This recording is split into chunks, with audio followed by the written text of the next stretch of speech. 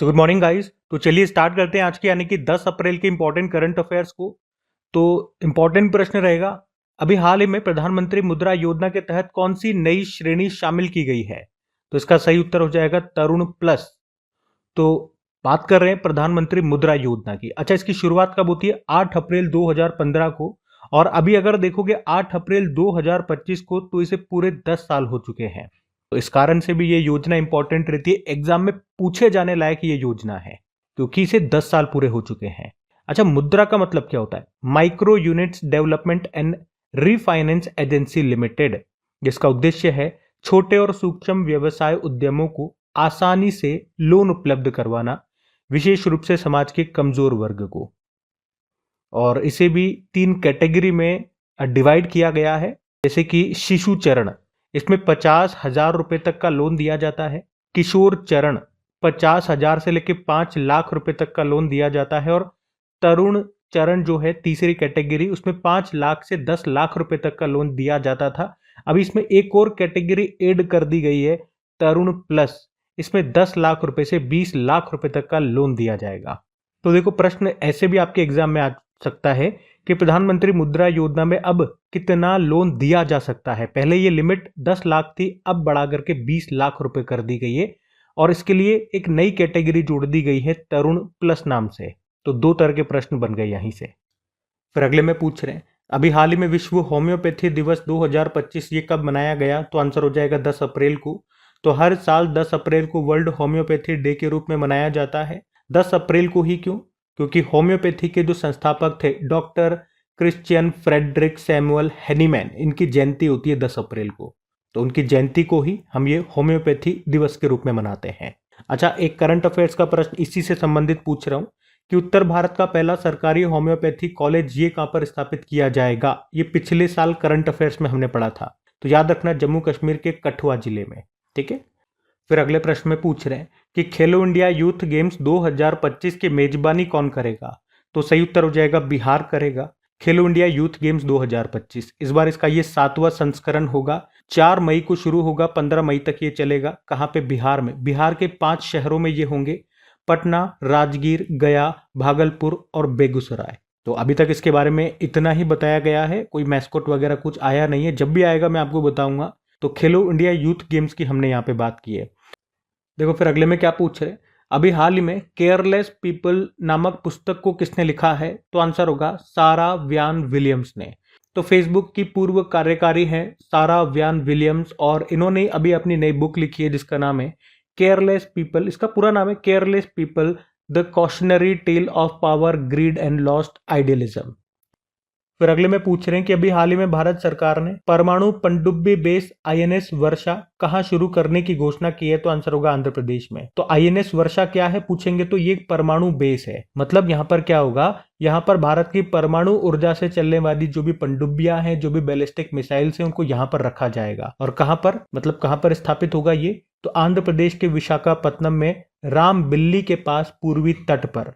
इसमें परमाणु पनडुब्बियों को रखने के लिए भूमिगत बाड़े और सुरंगें होंगी, जिससे बंगाल की खाड़ी में गुप्त संचालन सुनिश्चित हो सकेगा। और इसका नाम क्या होगा? आईएनएस वर्षा। आपको पता है हमारी जो पहली परमाणु पनडुब्बी है, न्यूक्लियर सबमरीन, उसका नाम क्या है? आईएनएस अरिहंत है। दूसरी वाली का नाम है आईएनएस अरिघात, और तीसरी वाली का नाम आईएनएस अरिदमन है। एक पॉइंट और याद रखना कि परमाणु मिशन के तहत भारत ने वर्ष 2047 तक कितने परमाणु ऊर्जा उत्पादन क्षमता स्थापित करने का लक्ष्य रखा है? तो आंसर होगा 100 गीगावाट।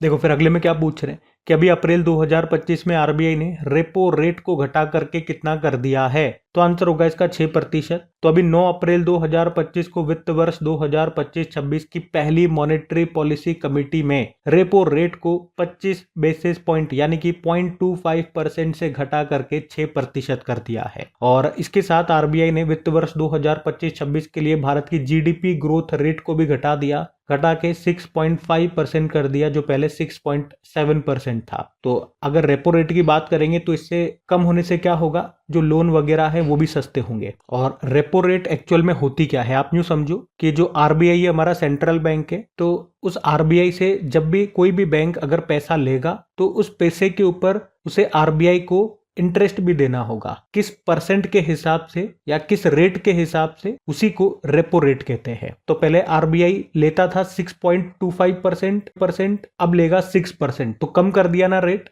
और मान लो यही पैसा जो बैंक है वो आगे बांट भी रहा था लोन के रूप में, तो जब उसे आरबीआई को कम देना पड़ेगा तो वो लोगों से भी कम लेगा। तो इसीलिए हमने कहा कि जो लोन का रेट होता है वो भी वो कम कर सकता है। और इसी का उल्टा हो जाता है रिवर्स रेपो रेट। जब भी कोई बैंक आरबीआई के पास अपना कोई पैसा डिपॉजिट रखता है तो उसके एवज में आरबीआई उसको कुछ परसेंट इंटरेस्ट देता है, उसी को रिवर्स रेपो रेट कहते हैं। वो कितना चल रहा है, 3.35% है, उसमें कोई बदलाव नहीं हुआ। ठीक है, तो अभी आपको क्या याद रखना है कि अभी आरबीआई ने रेपो रेट को घटा करके कितना कर दिया। अभी वर्तमान में रेपो रेट कितनी चल रही है, 6% चल रही है।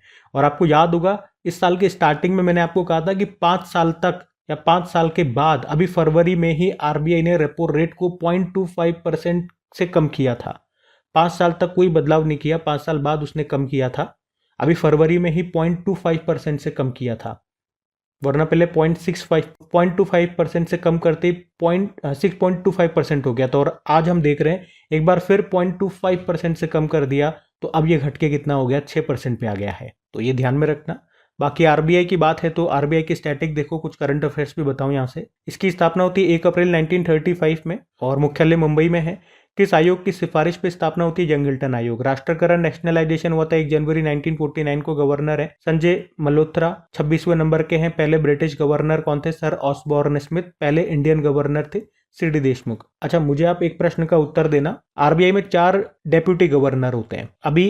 अभी एक महिला यहाँ पे नई डेप्यूटी गवर्नर बनाई गई है, उनका नाम क्या है? 2-5 दिन पहले ही हमने पढ़ा था, उनका नाम मैं आपसे पूछ रहा हूँ, देखिए कौन कौन बता पाते हैं। बाकी कुछ फिर अगले में पूछ रहे हैं, हाल ही में किस देश ने कोप 30 से पहले वैश्विक जलवायु परिषद के निर्माण का प्रस्ताव रखा? तो आंसर होगा ब्राजील। अच्छा, आपको याद हो तो पहले मैं आपको बता चुका हूं कि 2025 में यानी कि इसी साल नवंबर में कोप 30 का आयोजन होगा, या उसे कौन होस्ट करेगा, ब्राजील। और अभी उससे पहले इसने वैश्विक जलवायु परिषद के निर्माण के प्रस्ताव रखा है। तो ब्राजील के प्रस्ताव के अनुसार ये वैश्विक जलवायु कार्रवाई में तेजी लाने के लिए एक नया अंतरराष्ट्रीय निकाय होगा।